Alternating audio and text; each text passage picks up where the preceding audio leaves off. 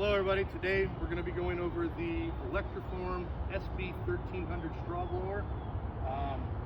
This machine may look familiar to a lot of people out there. This machine has been around for roughly 40 years, basically in the same shape and form. Was originally designed by Mr. Louis Goosen, so it was originally known as the Goosen straw blower.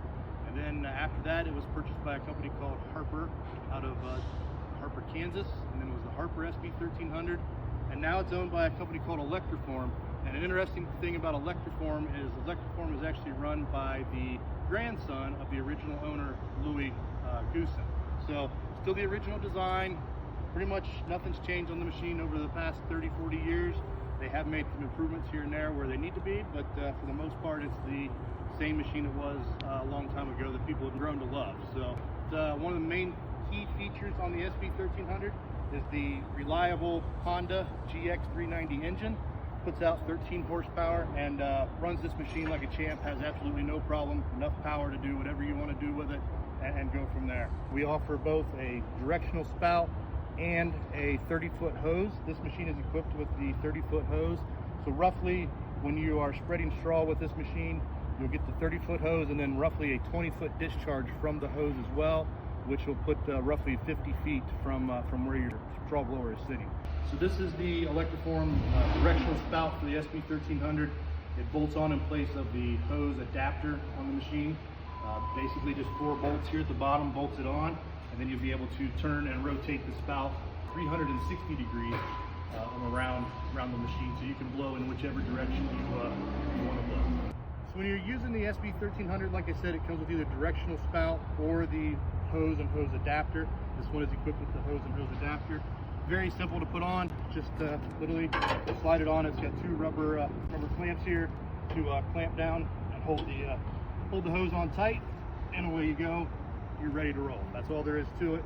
From there, just a matter of putting the bales in the hopper, and away you go. The SB1300 is equipped with a 16.5-inch 4-blade fan for blowing the straw.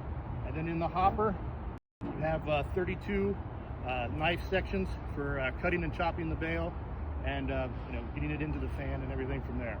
So another feature on the SB1300 is the ability to change the grate inside to adjust your length of cut on your straw. The finer the cut, obviously the further the bale is going to go, and the more, the less bales you're going to go through on a job. But if you got somebody that requires or wants a longer cut on the straw, you can adjust it to according to what your customer wants. So if we can take a look here inside the machine, I can show you how it's easily adjustable just by moving this handle here at the bottom of the machine. You can adjust your cut back and forth, and you can get several different lengths of cut on your machine. Daily maintenance on the machine, there's really not a whole lot to it. A couple little things to do. There are 2 grease fittings on each side of your rotor shaft. There's one under here, and then one on the other side. You'll have to remove the cover to get to put your grease gun on. They're 40-hour grease cycles, so once or twice a season, depending on how much you're using the machine, and you should be good to go with that. Other than that, top it off with gas, you're good to go for the day.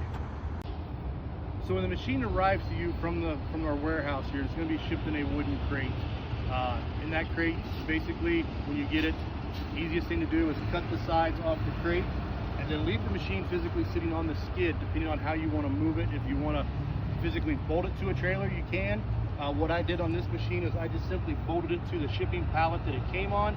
That way I have a pallet that the machine is always sitting on, and I can just pick it up with my forks on my loader or my skid steer and move it around wherever I want. When the machine comes to you, there is going to be some assembly required.